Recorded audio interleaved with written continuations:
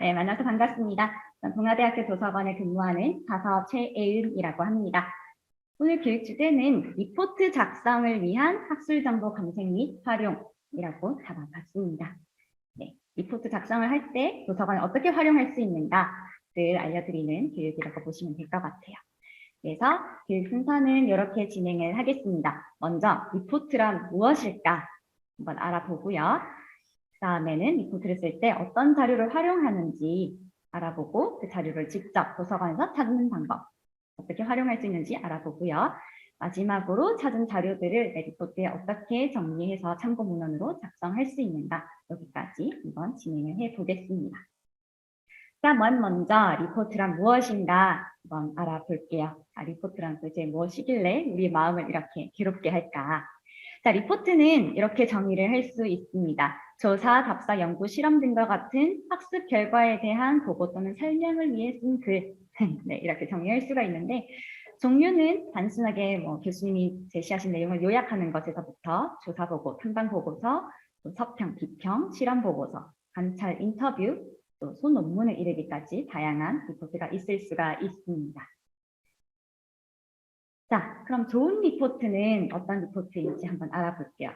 자, 우리가 좋은 점수를 받을 리포트는 이런 거라고 할 수가 있겠죠. 먼저 교수님의 출제 의도에 부합을 해야 됩니다. 동문서답하면 안 되겠죠. 그리고 신뢰할 만한 참고 정보를 인용을 하고 필요한 정보와 자신의 생각을 잘 정리한 리포트가 좋은 점수를 받을 수 있는 좋은 리포트라고 할 수 있겠습니다. 한편 C 정도의 나쁜 점수를 받을 수밖에 없는 안타까운 리포트는 비슷한 자료를 적당히 짜깁기 했거나 인터넷에 검증되지 않은 자료를 인용을 했거나 필요한 정보와 내 생각이 누락된 그런 리포트는 아무래도 좋은 평가를 받기가 어렵겠죠. 그래서 오늘 우리의 핵심은 이 부분에 있습니다. 신뢰할 만한 참고 정보죠. 우리가 맛있는 요리를 하려면 당연히 맛있는 재료, 좋은 재료를 써야겠죠. 그래서 우리 도서관을 적극 활용해서 좋은 재료를 활용을 해야 여러분이 좋은 리포트를 쓰실 수가 있습니다. 그래서 오늘 좋은 자료를 어떻게 찾는지 한번 같이 알아볼게요. 자, 리포트를 쓰는 순서를 한번 정리를 해봤는데요. 자, 맨 먼저 주제를 선정을 해야 됩니다. 사실 학부생이신 여러분들은 사실 교수님이 주제를 정해주시는 경우가 많아요. 하지만 자유주제로 혹시 리포트가 나왔다면 여러분이 직접 주제를 선정해야 된다면 자, 거창하고 막 그런 주제보다는 내가 감당할 수 있는 스케일의 아주 세밀하고 뚜렷하고 구체적이고 좁은 범주의 주제를 잡으시는 것이 좋습니다. 그렇게 해야 나중에 글을 쓰실 때 막 이렇게 허무맹랑한 소리가 아니라 딱 구체적이고 그런 얘기를 할 수 있거든요. 주제를 구체적으로 잡는 게 좋습니다. 자, 주제를 잡으셨으면 관련 자료가 어떤 게 있는지 도서관을 적극 활용하셔서 정보를 선정을 하셔야겠죠. 자료를 조사를 하시고요. 자, 자료가 대충 모아졌으면 그거를 어떻게 내 글에 녹여낼 것인지 목차를 한번 써봅니다. 학술적인 글쓰기, 리포트 같은 글쓰기를 할 때는 서론, 본론, 변론 순으로 글을 쓰게 되는데 특히 본론을 내가 어떻게 논리적으로 전개해 나갈지 한번 틀을 짜봅니다. 그래서 내가 여기서 조사한 글을 여기서 이런 식으로 녹여내서 글을 써봐야겠다. 논리적 구조를 짜보시고 목차가 완료가 됐으면 본문을 작성하시면 됩니다. 본문을 쓰실 때 중요한 거는 내 생각이 꼭 들어가야 되고요. 또 저자의 생각을 인용을 했을 때는 인용 표시를 꼼꼼하게 해주셔야 표절에 해당이 되지 않습니다. 그리고 마지막으로 참고 문헌을 양식에 맞춰서 써주는 건데요. 이건 뒤에서 같이 한번 볼게요. 이거 마지막으로 퇴고를 해야 되겠죠. 오탈자가 있는지 한번 살펴보고 문제가 없으면 완성해서 제출을 하시면 됩니다. 네, 이렇게 작성 순서 한번 같이 알아봤습니다. 그래서 오늘 우리가 같이 집중해 볼 거는 이 두 가지예요. 자료조사랑 참고문헌 작성하는 거. 자, 뒤에서 집중해서 알려드리겠습니다. 자, 그럼 첫 번째 리포트란 무엇인가 같은 끝났고요. 이제 어떤 자료를 활용할까로 넘어왔습니다. 자, 우리가 리포트를 쓸 때 어떤 자료를 조사해 볼까 알아볼게요. 자, 우리가 리포트를 쓸 때 주로 쓰는 자료는 이런 것들이 있습니다.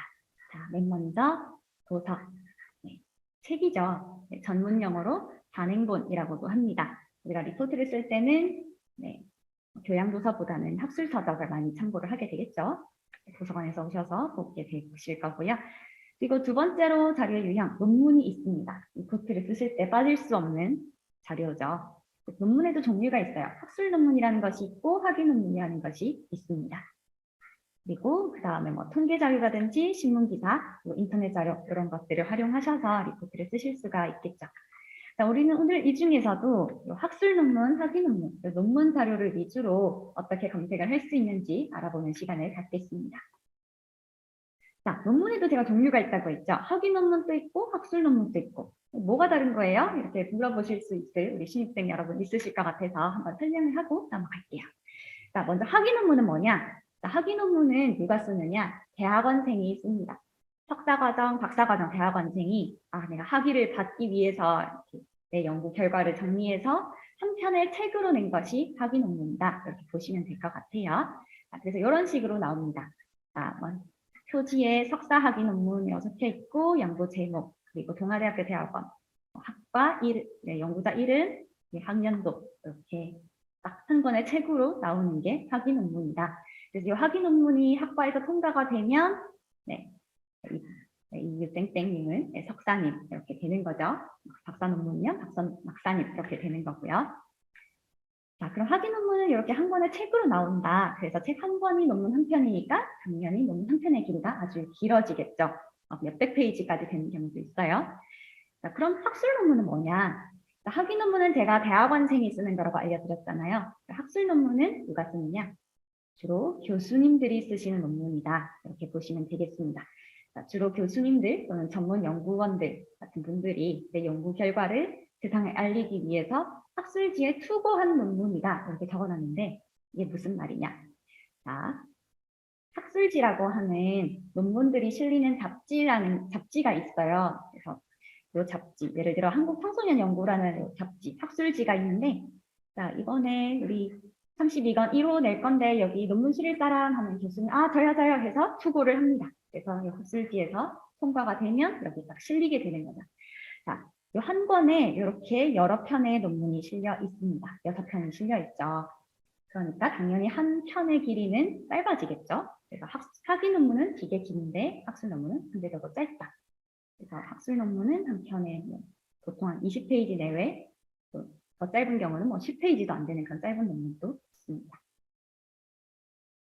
자, 이렇게 보시면 되겠고요. 이것도 궁금하실 수 있어서 잠깐 짚고 넘어갈게요. 위에 보시면 32권 1호라고 돼 있죠. 자, 이걸 권호수라고 하는데요. 권호수가 뭐냐? 자, 권은 1년에 한 권씩 올라가는 게 권이에요. 예를 들어서 2021년에 나온 거는 전부 32권입니다. 호는 한 해에서 올라가는 거예요. 그래서 21년 2월에 나온 건 1호고요. 2021년 5월에 나온 거는 2호. 8월에 나온 거는 3호. 이런 식으로 올라가는 게 호다. 그래서 이걸 권호수라고 하고요. 또 통권이라는 말도 쓰는데 통권은 권호를 그냥 순서대로 쭉 꽂아놨을 때 여기 100번째 되는 통권이다, 호수다. 이렇게 보시면 되겠습니다. 이렇게 권호수도 한번 알려드렸고요. 자, 그러면은 이해가 되셨죠? 자, 그래서 다시 한번 자료를 직접 찾아보면서 다시 더 알아보도록 할게요. 자, 그럼 우리가 학위 논문, 학술 논문 어떤 종류, 어떻게 다른지 알아봤으니까 이거를 실제로 한번 찾는 연습을 해보겠습니다. 자, 우리가 리포트를 쓸 때 쓸 자료를 직접 찾아보자. 입니다. 자, 먼저 학술 논문을 검색하는 방법을 알려드릴게요. 자, 학술 논문을 검색하기에 앞서서 학술 논문이 어떤 생태를 가지고 있는지 다시 한번 알려드릴게요. 자, 아까 교수님이 학술 논문을 썼다. 그럼 어떻게 한다 했죠? 학술지에 투고를 해서 실리게 된다. 라고 말씀을 드렸죠. 그러면은 옛날에는 도서관에 오셔서 이 학술지가 이렇게 투고지에 꽂혀 있는 걸 보고 이렇게 찾았겠죠.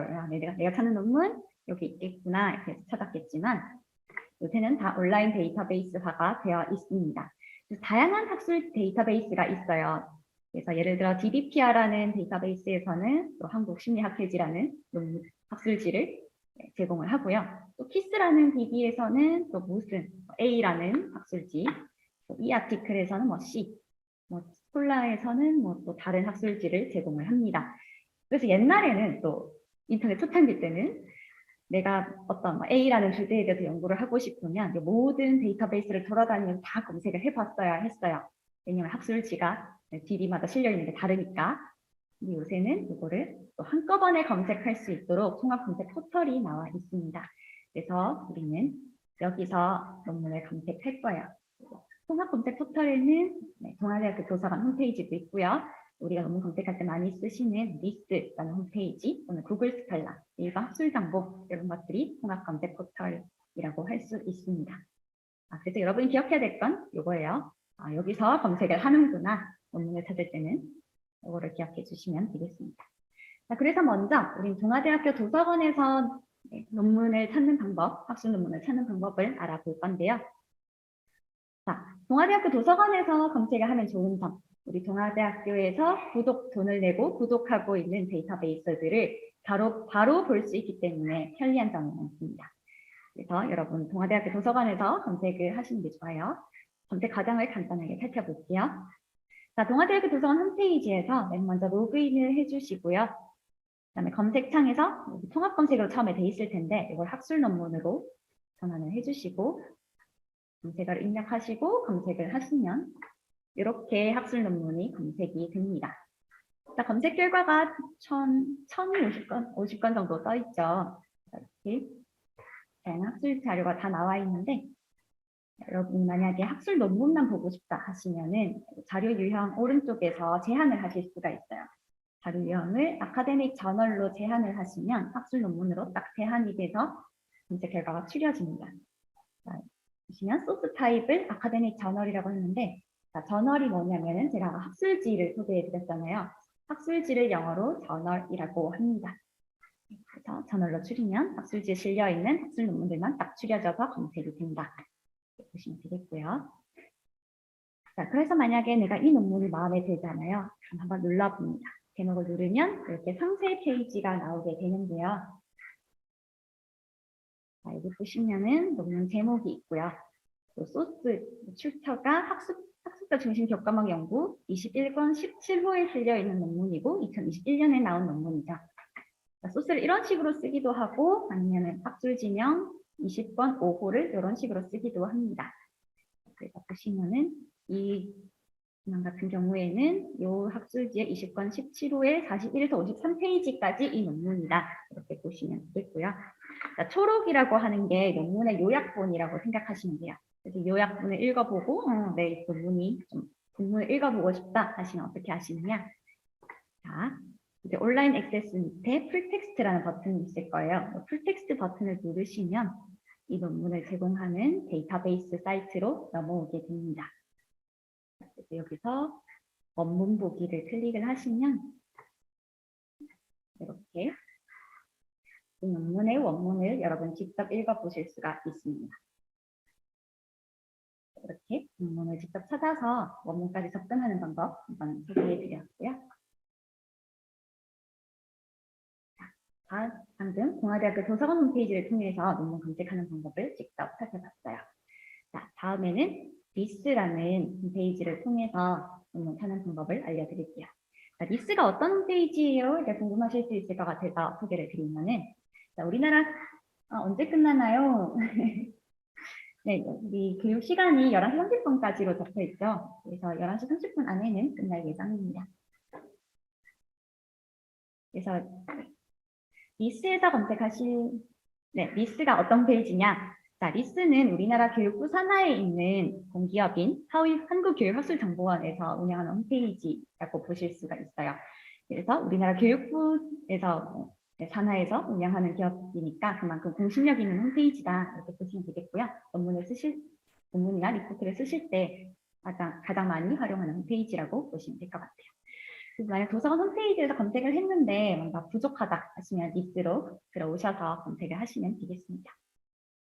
자, 리스에 접속하는 방법을 먼저 알려드리면은 자, 먼저는 도서관 홈페이지로 들어와 주셔야 돼요. 도서관 홈페이지에서 먼저 로그인을 하신 다음에 스크롤을 쭉 밑으로 내리시면은 이런 까만 부분이 있습니다. 그 까만 부분에서 리스라고 걸려있는 이 텍스트를 클릭을 하시면 동아대학교 서버를 타고 리스로 들어오게 되십니다. 그래서 도서관 홈페이지 경로에서 리스트를 접속을 해주시고요. 여기서 이렇게 키워드 치시고 검색을 하시면 이렇게 되는 검색 결과가 뜨겠죠.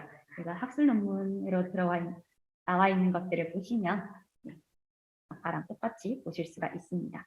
원문 보기 클릭하시고 데이터베이스 홈페이지로 들어가셔서 원문에 접근을 하실 수가 있어요. 자, 그리고 여기 한번 궁금하실 수 있을 것 같아서 소개를 드리면은 요 KCI 등재라고 붙어 있는 딱지가 있죠. 위에 두 가지 논문에는 요 KCI 등재라는 문구가 없는데 얘한테는 있습니다. 자, KCI 등재 이게 뭐냐? 자, 여러분 가끔 뉴스 보면은 뭐 무슨 교수가 SCI급 논문을 뭐 작성했다 뭐 이런 기사가 나는 것 가끔 보셨을 텐데요. 자, SCI급 논문의 한국판이 요 KCI다 이렇게 보시면 될 것 같아요. 그래서 한국연구재단이라는 곳에서 매년 모든 학술지를 평가를 합니다. 평가를 해서 요 학술지에 실려 있는 것들은 연구의 질이 좀 우수하다 하면 KCI 등재 마크를 이렇게 붙여주거든요. 그래서 여러분이 만약에 리포트를 급하게 써야 돼서 시간이 부족해서 모든 논문을 읽어보기는 좀 그렇다 하실 때는 KCI 등재 마크가 달려있는 문헌들 위주로 읽어보시면은 많은 도움이 되실 것 같아요. 자, 그리고 보시다 보면 KCI 등재 다음에는 또 KCI 등재 후보라고 되어 있는 것들도 있거든요. 자, 이것들은 KCI 등재할 만큼은 아니지만 KCI 등재할 만큼은 아니지만 그럭저럭 우수하다라고 평가된 것들은 KCI 등재 후보라는 딱지가 붙어 있습니다. 그리고 아무 딱지가 없는 문헌도 있고요. 그래서 이 순서로 보시면 되겠다. 시간이 부족하실 때는 이렇게 보시면 되겠습니다. 자, 리스트에서 논문 검색하는 것도 한번 봤고요. 이번에는 구글 학술 검색, 옛날에 우리 구글 스칼라라고 많이 했던 구글 학술 검색에서 논문 검색하는 거 많이 하실 것 같아서 한번 소개를 드릴게요. 자, 구글 학술 검색 들어오셨을 때 검색을 하실 때 그냥 검색을 하시는 경우가 있는데 여러분 구글에서 검색하실 때는 한 가지 설정을 해주시고 검색을 하시는 게 좋아서 알려드릴게요. 자, 왼쪽에 메뉴 들어가시면 설정이 있거든요. 설정에 들어가셔서 라이브러리 링크에 동아대학교를 검색해서 이렇게 동아대학교를 구글의 내 계정과 연동을 시켜주시는 것이 좋습니다. 자, 이렇게 하면 뭐가 달라지는데요? 하실 수 있을 것 같아서 이제 결과를 보여드릴게요. 자, 그냥 검색을 하셨을 때 동아대학교 링크를 안 걸어주시면 이 버튼이 없거든요. 근데 동아대학교 링크를 걸어주시면 Find it at 동아라는 링크가 버튼이 하나 더 생깁니다. 자, 이 버튼을 누르시면은 우리 동아대학교 도서관에서 구독하고 있는 논문들을 무료로 볼 수 있는 링크가 바로 연결이 되거든요. 그래서 구글에서 검색을 하실 때는 라이브러리 링크를 꼭 걸어주시고 이용을 하시는 것이 좋습니다. 자, 그리고 마지막으로 정보 검색 포털 네이버에서도 학술 정보 검색을 제공을 합니다. 자, 네이버에서 그냥 학술 정보 이렇게 치시면 접속하실 수 있고요. 자, 네이버를 선호하시는 분들은 구글 네이버 학술 정보를 이용하셔도 되는데 자, 여기서도 구글이랑 마찬가지로 동아대학교 링크를 걸어주시면 좋아서 소개를 해드릴게요. 네이버 학술정보에서 내 학술정보 들어가셔서 내 도서관에 동아대학교를 걸어주시면 네이버에서 네이버 학술정보에서 검색을 하셨을 때 동아대학교를 연계해서 무료로 논문을 바로 볼 수 있는 페이지가 열립니다. 그렇게 또 대학교를 링크를 하셔서 이용을 해주시면 좋겠습니다. 자, 그리고 여러분이 논문을 많이 검색하다 보면 특정 데이터베이스를 선호하시게 될 수도 있어요. 아까 우리가 같이 본 데이터베이스가 스콜라라고 하는 DB인데 스콜라 말고 DBTR을 선호하신다든지 그런 경우가 있을 수도 있습니다. 그래서 굳이 통합 검색하고 싶지 않고 바로 특정 데이터베이스로 바로 접속하고 싶다 이렇게 하실 땐 어떻게 하시느냐. 자, 이제 도서관 홈페이지 들어오셔서 자료 검색 밑에 보시면 학술 DB라는 메뉴가 있어요. 여기로 들어가시든지 아니면 도서 홈페이지 검색창 아래에 보시면 학술 DB라는 버튼이 있습니다. 여기로 들어가셔서 원하시는 데이터베이스를 선택해서 들어가시면 특정 데이터베이스로 바로 들어가실 수가 있어요. 자, 그리고 여러분이 학교에서 논문을 검색하실 때 우리 학교 와이파이망을 쓴다든지 하실 때는 그냥 아무렇게나 검색을 하셔도 바로 논문을 바로 무료로 이용을 하실 수가 있어요. 왜냐하면은 IP 주소를 통해서 여러분이 동아대학교 구성원이라는 데 인증이 되거든요. 근데 여러분이 만약에 집에서 논문을 이용하실 때는 이 학생처럼 이런 식으로 쓸 겁니다.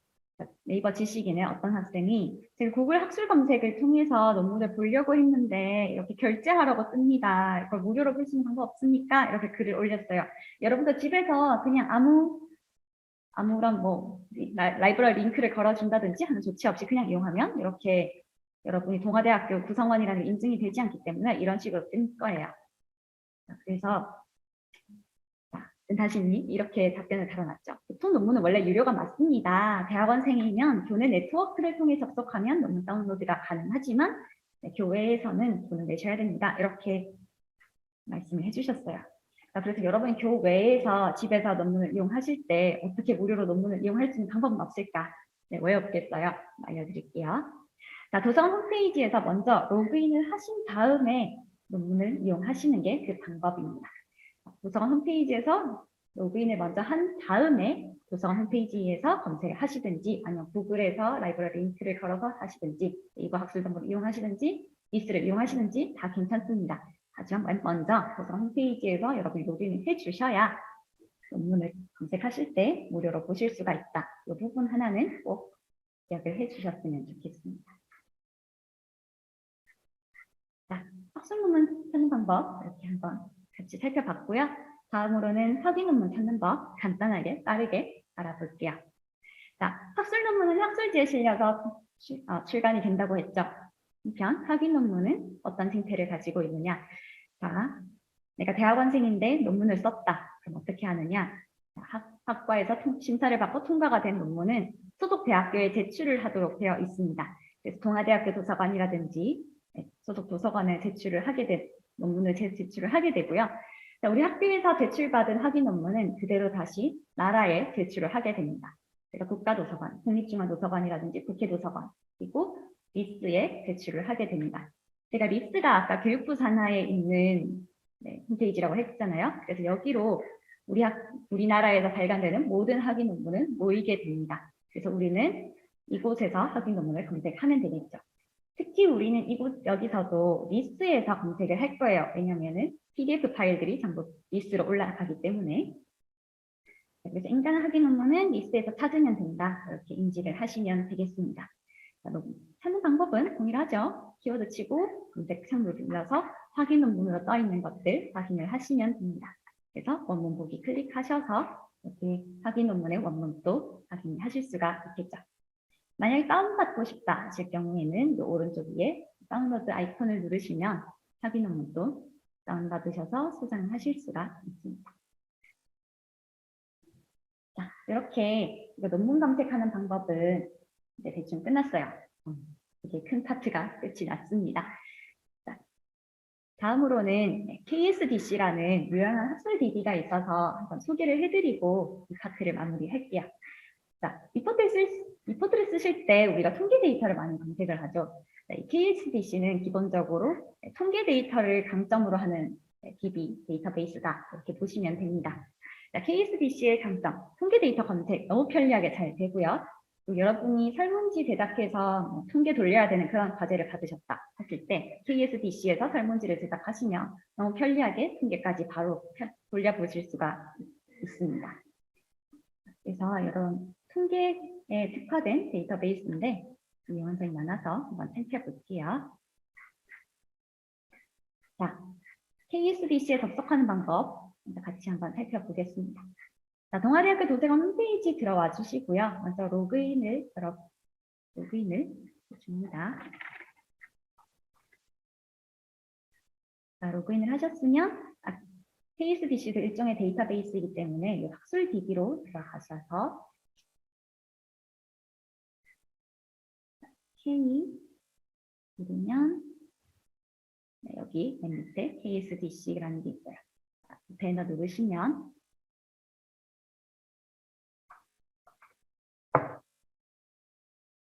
KSDC 홈페이지로 딱 들어와졌습니다. 방금 제가 도서 홈페이지에서 로그인을 하고 도서 홈페이지를 통해서 들어왔기 때문에 동아대학교님 접속을 환영합니다. 이렇게 떴죠. 여러분 집에서 이용하실 때는 꼭 이렇게 순서대로 하셔야 누가 써셔서 이 DB를 이용하실 수가 있을 거예요. KSDC에서 메뉴가 크게 세 가지가 있습니다. 먼저 find 데이터가 있고요. 두 번째 온라인 어널리시스. 이거는 여러분이 직접 가지고 있는 데이터들을 분석할 수 있는 페이지예요. 그래서 여러분이 엑셀 파일 가지고 있는 거나 여러분이 따로 들고 있는 통계 데이터가 있다. 여기서 통계를 돌려보실 수가 있고요. 여기서 온라인 서베이, 여기서 여러분 설문조사를 만드셔서 직접 설문 데이터를 받아서 홈페이지를 통해서 바로 통계 분석을 하실 수가 있습니다. 자, 그럼 우리 먼저 find 데이터 이 메뉴를 한번 살펴볼게요. 자, 이게 통계DB라고 했죠. 그래서 KSDC가 가지고 있는 아주 다양한 통계 데이터들이 있습니다. 자, 데이터들 중에서도 보시면 조사 자료와 통계 자료 이렇게 나뉘는데요. 자, 먼저 조사 자료는 뭐냐? 요거는 우리가 가끔 여론조사 전화 같은 거 받잖아요. 뭐 지금 대통령의 국책을 지금 지지하십니까? 매우 그렇다 아니다. 이런 거 대답하시잖아요. 그런 응답조사들이 있는 게 요 조사 자료 메뉴이고요. 통계 자료는 우리나라 GDP라든지 인구수라든지 학생들의 평균 몸무게라든지 이런 것들 들어가 있는 객관적으로 딱 들어가 있는 그런 통계 자료라고 보시면 되겠습니다. 자, 그럼 우리 먼저 조사 자료 한번 살펴볼게요. 자, 이렇게 들어가 보시면 2,700개가 넘는 엄청나게 많은 조사 자료가 있는 걸 보실 수가 있습니다. 자, 이 중에서 한번 요거 볼게요. 코로나19 방역 정책 관련 대국민 인식조사. 보시면가 2021년에 작년에 진행을 했던 인식조사인데요. 어떤 설문지로 진행을 했지? 보시면 설문지를 이렇게 보실 수가 있어요. 잠시 좀 느리네요.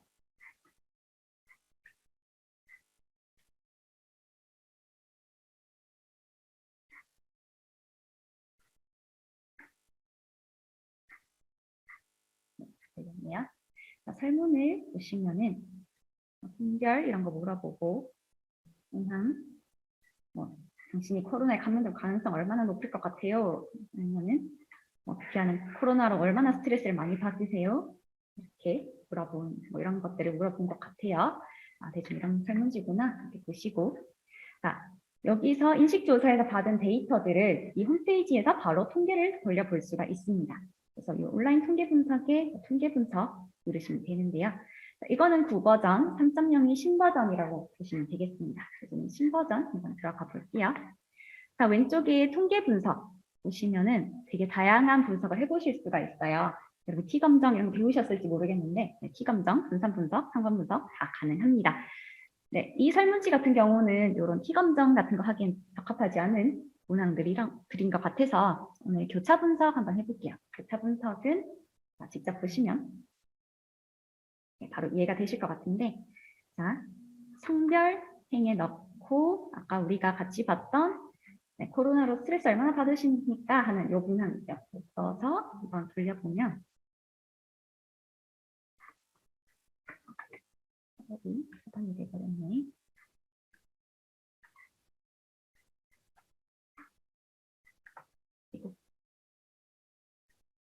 죄송해요. 다시 할게요. 교차 분석은 이 행이랑 이 열이랑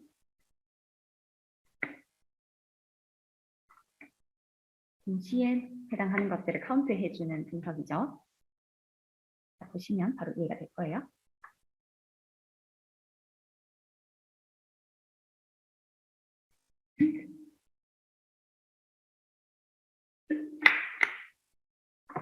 네, 원래 이렇게까지 느리진 않은데 인터넷이 좀 느려가지고 천천히 뜨고 있는 것 같습니다.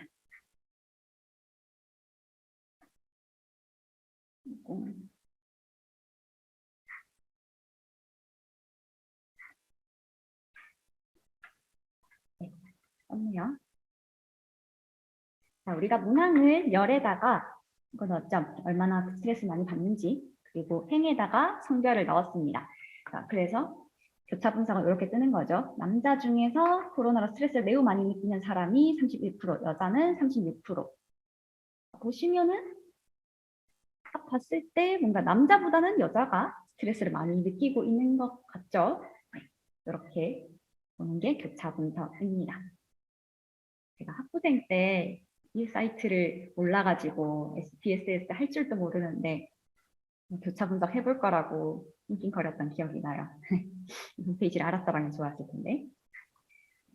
이렇게 너무 간단하게 교차 분석 해보았습니다. 자, 방금 조사 자료로 통계 분석하는 거 한번 해봤고요. 자, 다음으로는 통계 자료. 아까 GDP 이런 것들이라고 했죠. 자, 통계 분석도 통계 항목 한번 살펴볼게요. 자, 통계 항목 검색 키워드 넣으셔서 검색 원하는 데이터 있으시면 검색하셔도 되고요. 학문별 검색도 입니다. 전공에서 많이 쓰이는 지표들 보실 수가 있고, 오늘 저는 주제별 검색 한번 해볼게요. 자, 주제별 검색 이렇게 경제 중에 거시경제 한번 볼게요. 거시경제 중에 GDP가 있겠죠. 자, 달러 GDP 53년도부터 20년까지 우리나라 GDP 하고요. 그리고 또 보면은 범죄 있죠. 범죄 일반에 그런 거 한번 볼게요. 범죄 발생 건수. GDP랑 범죄 발생 건수랑 상관이 있을지 한번 통계로 돌려볼게요. 자, 범죄 발생 건수는 80년부터 데이터가 있기 때문에 80년부터 20년까지로 자료를 확인을 해보고요. 자, GDP가 80년에는 653불이었는데 20년에는 16,300불 엄청 늘었죠. 범죄 건수도 59만 건이었는데 170만 건으로 많이 늘어난 걸 볼 수가 있습니다. 자, 그러면은 이 두 지표가 상관관계가 있을까 한번 통계로 한번 검증을 해 볼게요. 자, 상관 분석 들어가고 두 지표 집어넣고 분석을 돌리면 이렇게 통계 분석 결과가 나옵니다. 자, 이 표를 보시면 되겠죠. 자, 상관계수가 파란 글씨라고 되어 있습니다. 0.77. 네, 상당히 높은 상관관계가 있다. GDP와 범죄 발생 건수가 상당한 양의 상관관계가 있는 거죠. GDP가 뭐 잘 먹고 잘 살게 되면 그만큼 도시화가 많이 되니까 범죄도 많이 발생하는 건지 그건 따로 연구가 필요하겠지만, 그리고 이것도 보셔야 되겠죠. P-value 보통 0.05 이하면 유의미한 결과라고 봅니다. 그래서 0.0이기 때문에 이 통계 분석 결과는 통계적으로 유의미하다. 상당히 양의 상관관계가 있다. 이렇게 여러분이 따로 SPSS 코딩하는 방법이나 아니면 뭐 돌리는 방법 따로 공부하지 않으셔도 이 페이지에서 너무 간단하게 상관 분석까지 하는 거를 보여드렸습니다. 이렇게 한번 살펴봤고요. 만약 여러분이 갖고 있는 통계 데이터가 따로 있다 하시면은 이 메뉴에서 똑같이 통계 분석 돌려보실 수 있고, 여러분 직접 설문지를 제작하셔야 된다 하면 여기서 제작을 하셔서 여기서 링크를 사람들에게 뿌려서 받고 바로 여기서 통계를 돌려보실 수가 있습니다. 그래서 여기 인터뷰를 쓰실 때 이 KSBC라는 이 홈페이지 사이트 꼭 활용을 해보셨으면 좋겠습니다. 자, 이렇게 해서 자료 찾기 파트 종료가 되었고요. 네, 빛의 속도로 참고 문항 마지막 파트 하고 마무리를 하도록 하겠습니다. 자, 리포트에서 가장 중요한 게 뭘까요? 저는 인용하기라고 생각을 합니다. 자, 윤여정 배우님이 작년에 아카데미상 수상을 하면서 이런 말씀을 하셨어요. 자꾸 최고, 왜 자꾸 우리가 최고를 추구해야 되냐. 우리가 최고가 되려고 하지 말고 그냥 최종으로 같이 살면 안 되나요? 이렇게 말을 하셔서 우리 가슴에 엄청나게 큰 감명을 주셨죠. 자, 만약에 요걸 책이라고 한번 가정을 해볼게요.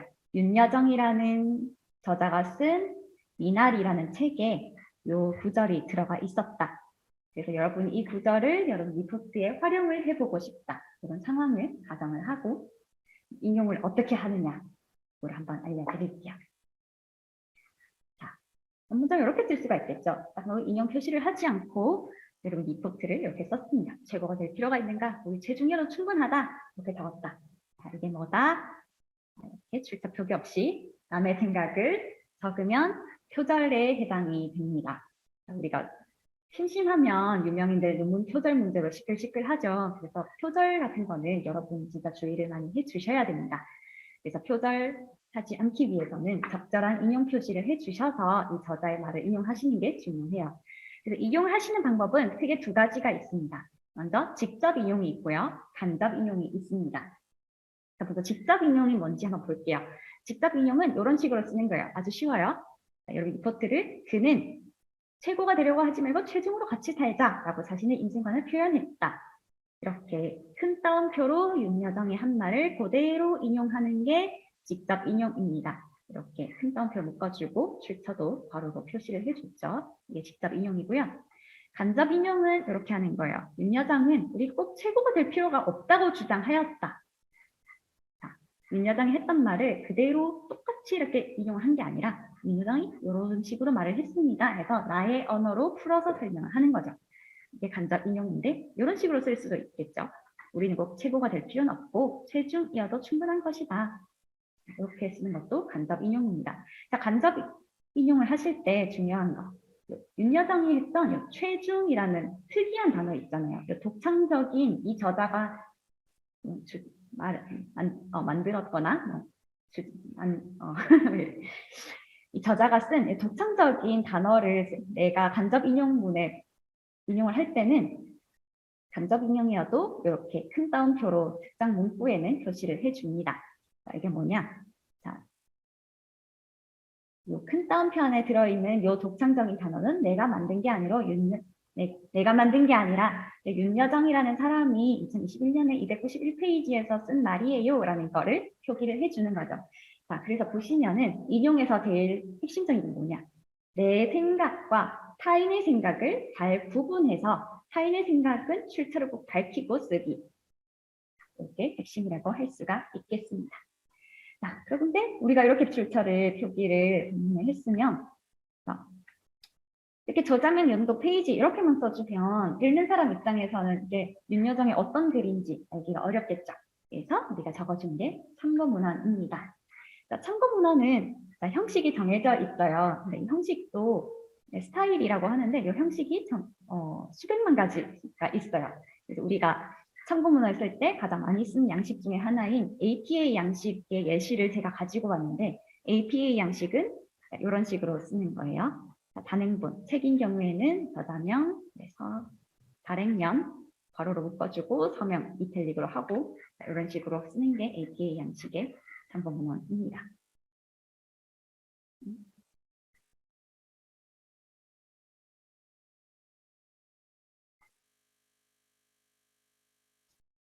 자, 그래서 여러분 참고문헌을 그 리포트 쓰고 마지막 페이지에다가 쭉 이렇게 늘어서 쓰게 되시는데 내가 참고문헌을 쓸 때 중요한 거는 내가 직접 인용한 논문이 아닐지라도 내가 참고한 모든 문헌들을 리포트 끝부분에다가 참고문헌 리스트에서 쭉 넣어주시는 게 좋아요. 자, 근데 참고문헌의 양식이 이렇게 정해져 있다 보니까 여러분이 이렇게 양식 맞춰서 써야 된단 말이에요. 근데 이게 한두 번이면 할 만한데 논문 막 20편, 30편 이렇게 넘어가면은 이게 점 찍고 가로 치고 이렇게 하는 게 되게 힘들겠죠. 그래서 이거를 자동으로 해주는 툴이 있습니다. 레프웍스라고 하는 참고문헌 작성 툴인데요. 자, 여기는 이렇게 우리 계정에다가 이렇게 내가 보는 논문들을 이렇게 집어넣고 버튼 한 번만 쭉 누르면 내가 원하는 양식대로 참고문헌을 이렇게 자동으로 쭉 출력을 해줍니다. 이렇게 해서 오늘 준비했던 내용은 모두 마무리가 되었습니다. 오늘 교육은 여기서 마무리를 하도록 하겠습니다. 네, 수고하셨습니다.